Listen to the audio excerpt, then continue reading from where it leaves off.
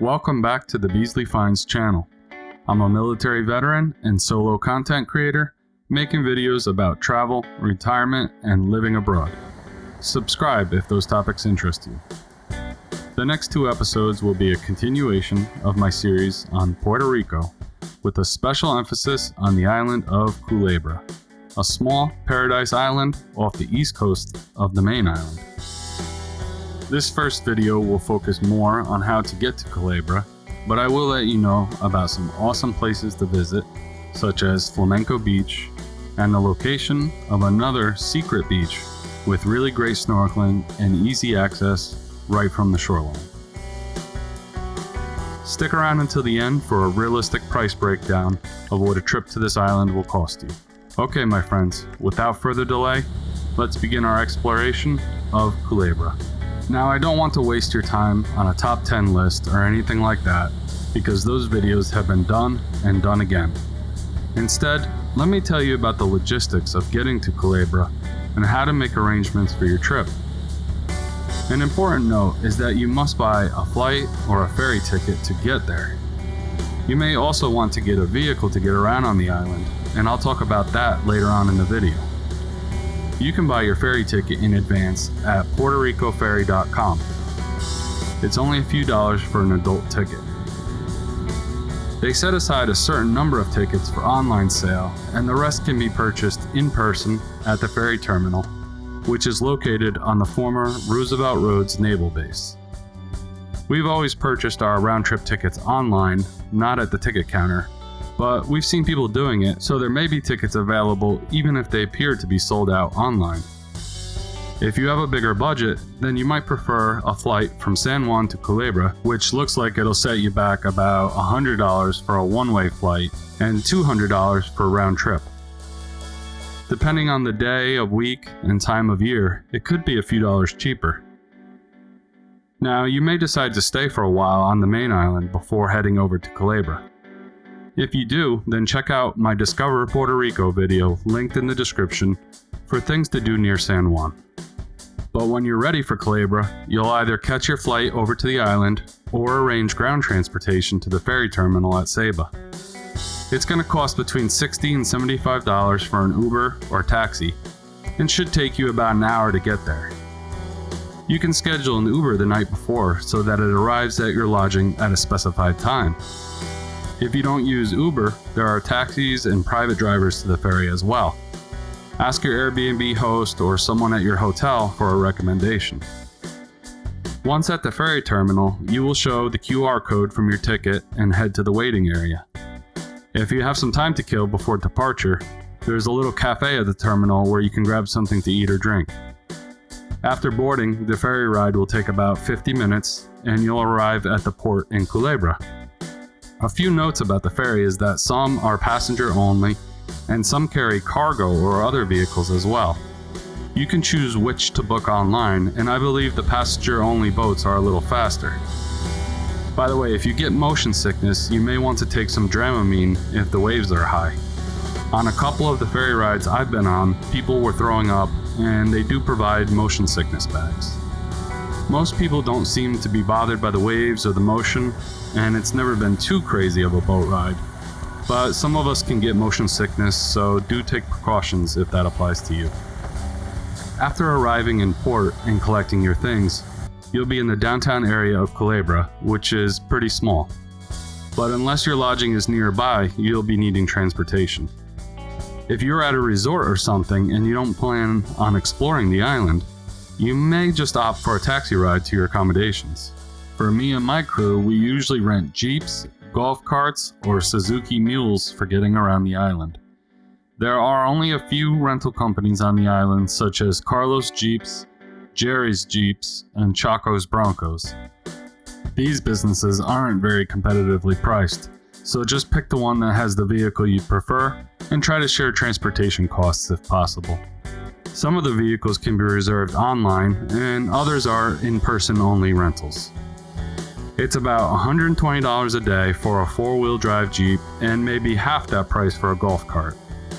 Those prices do include taxes and fees.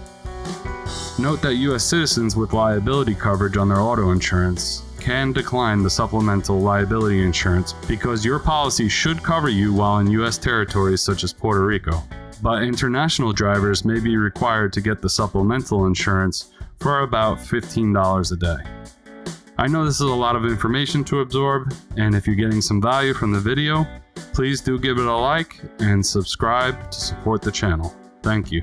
Continuing on the topic of getting around the island, you will find that most rental vehicle policies advocate staying on the primary paved roads, but the companies rent you 4x4 vehicles that are quite capable of going on the unimproved roads, leading to some of the best beaches and interesting vistas on the island. For now, my official advice is to drive on the paved roads, but stay until the end of the video and I'll show you on the map one of the back roads that leads to a good beach access point. Okay, so now that we've covered the main logistical points of Culebra, I'll mention that the island is pretty small and most points of interest are listed on Google Maps. But I'll give you a short list of must-see spots after this brief public service announcement regarding island safety. I hope it goes without saying that we should all wear at least some sunscreen to protect from skin cancer. But please consider wearing reef-safe sunscreen to protect the fishes. And if you're wondering about crime in Culebra, we've never had a problem on the island, unless you consider stray cats begging for your animal crackers a crime. But seriously, just use common sense and you'll be fine. In terms of beach safety, there are no lifeguards at most of the beaches, so swimming is at your own risk. If the waves seem too high, they probably are. I've never had an issue with rip currents or otherwise, but you should know how to get out of a rip current just in case. Watch my first video, linked in the description, for some info on rip currents and other safety topics. Now back to the video. But before moving on to beaches and snorkeling spots, one of your first thoughts might be getting something to eat. So I'll mention a couple good spots that are not too far from the ferry terminal. El Navegante and Dinghy Dock are two of my favorite restaurants on the island. They're a stone's throw from each other and a 5-minute walk from the ferry terminal. The same is true for gas and groceries. Go to Milka's grocery store for food and other household items. Right next door is Chaco's Broncos if you want to rent a Jeep. You can reserve one on their website. A little further down the same road is the gas station and mini mart. If you want a really good smoothie, some fruits or vegetables, please visit Dee's Garden, but do that after you get a vehicle because it's a pretty long walk otherwise. Dee's is a really cute place and we always make a point of stopping there. Okay, so I will say that Culebra doesn't have the best amenities or restaurants, and it can certainly feel a bit rustic at times. But that's island life, and you just have to appreciate what it does offer, which is plenty of natural beauty. Culebra has superb beaches and underwater environments, which is great if you are someone that enjoys snorkeling like we do. For pure beach bum paradise, just head on over to Playa Flamenco, and that's a great place to start getting a taste for the island. It will cost you a few dollars to park, but they have little shops and eateries, plus bathrooms and showers. So this will be a comfortable first stop to unwind after all the traveling you had to do just to get here. I suspect you will not be disappointed by the beach, and if you walk to the northwest, you can check out the abandoned tanks from when the US military used to do training exercises on the island. Hopefully by now you've decided to visit Culebra. I bet many visitors to Puerto Rico never make the effort to leave the main island, which is a shame. I think you'll appreciate what Culebra has to offer, and when you start planning a trip here, I recommend staying for at least a few days because it does take some effort just to get here. In the next video, I'll be covering more of the things to do in Culebra, such as snorkeling and swimming with turtles, but I still owe you a couple items. I promise to point out some must-see locations and provide a price breakdown for this trip. I've already recommended Playa Flamenco, which is often voted one of the best beaches in the Caribbean. But I want to point out that it can be accessed from one of the off-road trails that I mentioned earlier in the video. Actually, the name of this trail is Flamenco Beach Road on Google Maps, but there's no road sign, and most people probably drive right past the entrance on Route 251 and end up parking in the main lot about a mile down the road, where you have to pay for parking. The bad news is that you'll need a 4x4 vehicle to use this road, but the good news is that there is parking at the end of the road and it's free. The beach is never crowded at this end, and it's super nice here. Just to the east you have good snorkeling as well, so that's another plus. The only downside is that the facilities are on the other side of the beach and there's no snacks or drinks on this end.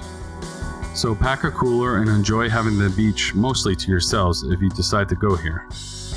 If your idea of paradise is finding a great beach and staying put, then mission accomplished.